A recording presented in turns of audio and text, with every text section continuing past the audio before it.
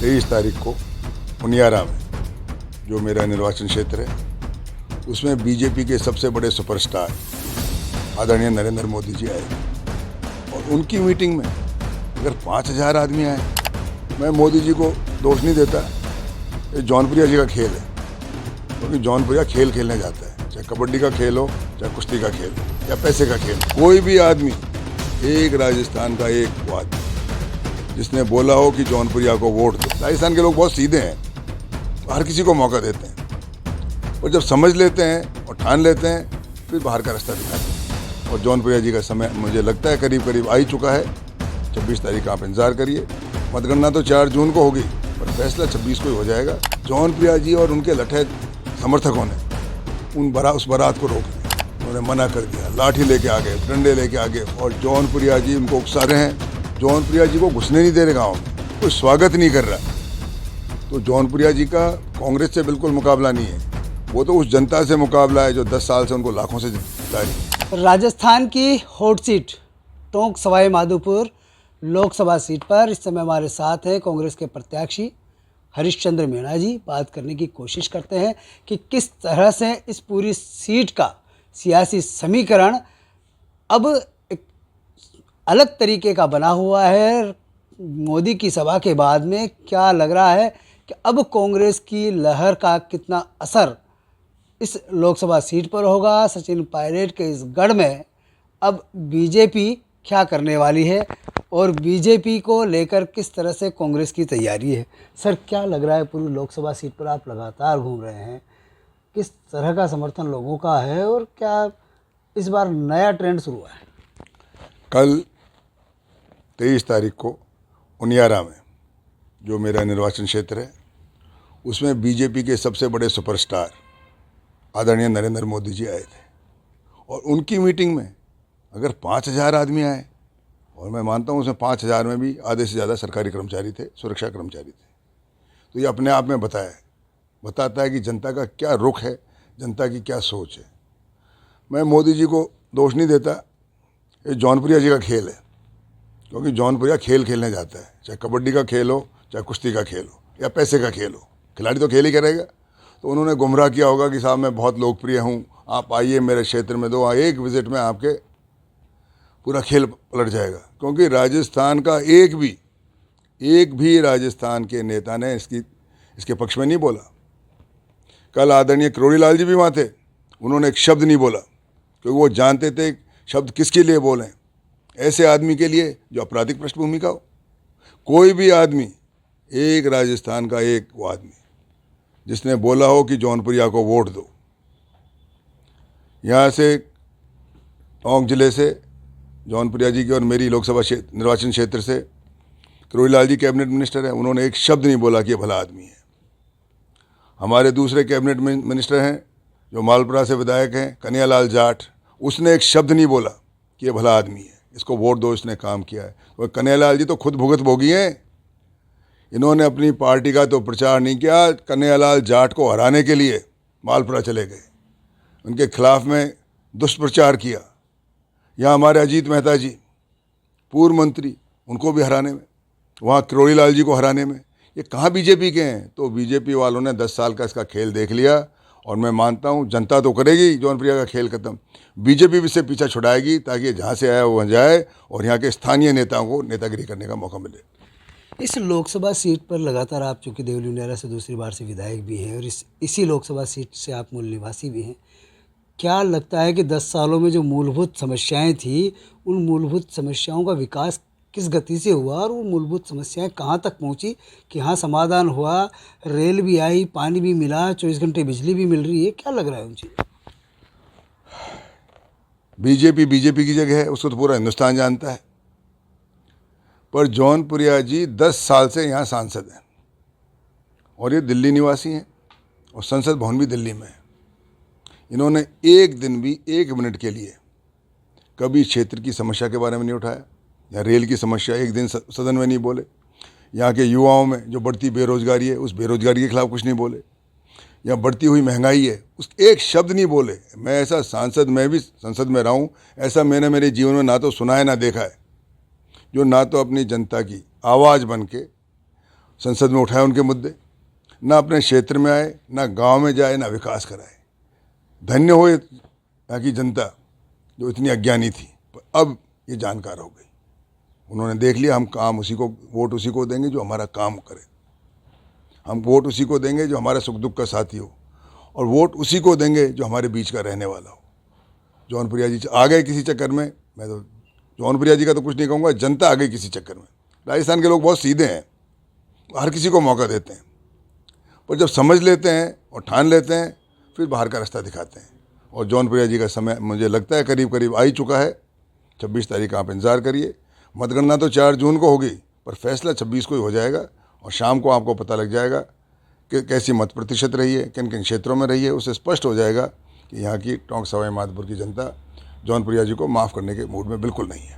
देखिए, आप राजस्थान में सबसे लंबे समय तक डीजीपी रहे हैं, उसके बाद अब जब देखते हैं कि यहाँ की स्थिति क्या है, आपराधिक क्षेत्र की बात करें, जो विकास जिस गति से होना चाहिए था 10 सालों में, उसकी बात करें, या फिर हम उसकी बात करें कि हरीश मीणा जी की आइडियोलॉजी क्या है, चुनाव को लेकर क्या उनकी प्राथमिकता है, कि इन मुद्दों को तो मैं अब जब संसद पहुंचूंगा तो इन मुद्दों पे तो सबसे पहले मुझे काम करना है। प्राथमिकताओं को लेकर, लोगों की समस्याओं को लेकर, देवलू नगर से 2 बार आप विधायक रह चुके हैं, संसद में भी आप सांसद रह चुके हैं, तो क्या लग रहा है कि इस लोकसभा सीट में ये बड़ी नासूर समस्याएं ऐसी है जिन पे बात करने की ज़रूरत है?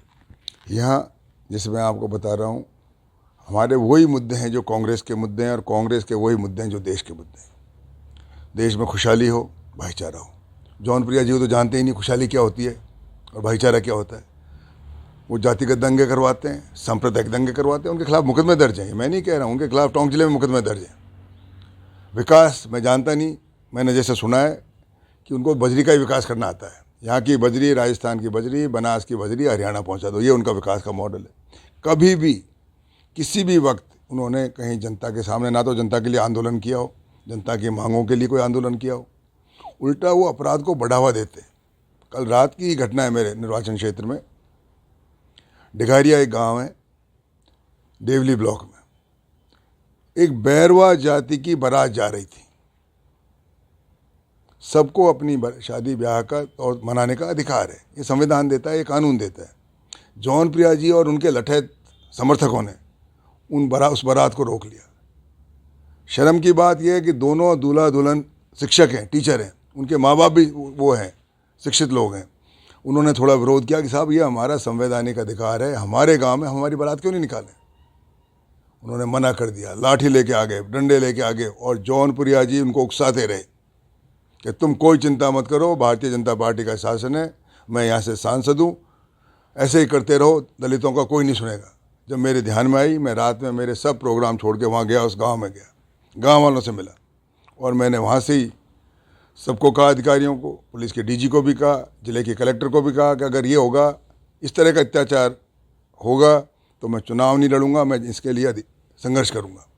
मुझे आश्वस्त किया है वहाँ के कलेक्टर ने और राजस्थान पुलिस के डीजी ने कि साहब अतिशीघ्र हम इन दोषियों के खिलाफ कार्रवाई करेंगे। अगर आज के युग में एक बड़ी चीज़ उसमें सामने आई कि गांव के लोगों ने सामूहिक रूप से एक शपथ ली। पहली बार ऐसा हुआ कि दलित समाज ने सामूहिक रूप से शपथ लेकर बीजेपी को वोट नहीं देने का ऐलान किया। उसको किस तरह देखा? ये बहुत बड़ी वो है क्रांति, सामाजिक क्रांति की। दलित अब जान गया है कौन हमारा हितैषी है और कौन हमारा विरोधी है। दलित ये समझ गए कि बीजेपी को वोट देना अपना बुरा करना है, और कांग्रेस को वोट देना अपनी सुरक्षा करना है, अपना विकास करना है। और जब दलित जागता है, क्रांति तो अवश्य होगी, और जौनप्रिया जी को हरियाणा ही जाना होगा, ऐसा मेरा विचार है। देखिए, चूँकि इस लोकसभा सीट में सचिन पायलट साहब की भी विधानसभा है, टोंक मुख्यालय, वो यहाँ 2 बार से विधायक हैं। क्या लग रहा है कि उनकी इस प्रतिष्ठा पर आप कितने खरे उतरने वाले हैं लोकसभा चुनाव में, कि हम इस बार ऐसा पलटवार करेंगे बीजेपी पर कि कुछ होगा? तो सचिन पायलट की इस प्रतिष्ठा को किस तरह देखते हैं?